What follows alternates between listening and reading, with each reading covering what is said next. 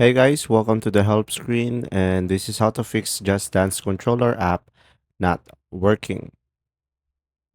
So guys, first thing that you will do is go to the Google Play Store, and from here just search for Just Dance controller and open the application. So guys, the first method is to make sure you have the latest version of the application, and when you have an update, you should be able to update the app from here.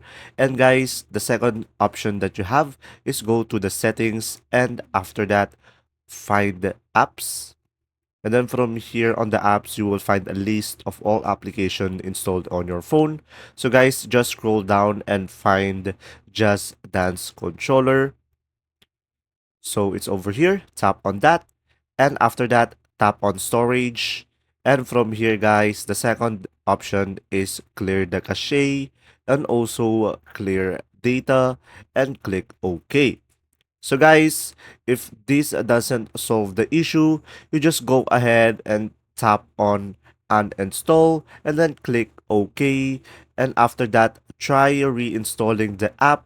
In order for this issue to be solved, just go back to the Google Play Store and install the app again. And from there guys, your application should be working. If this video was helpful, please like and subscribe. Thanks for watching. See ya.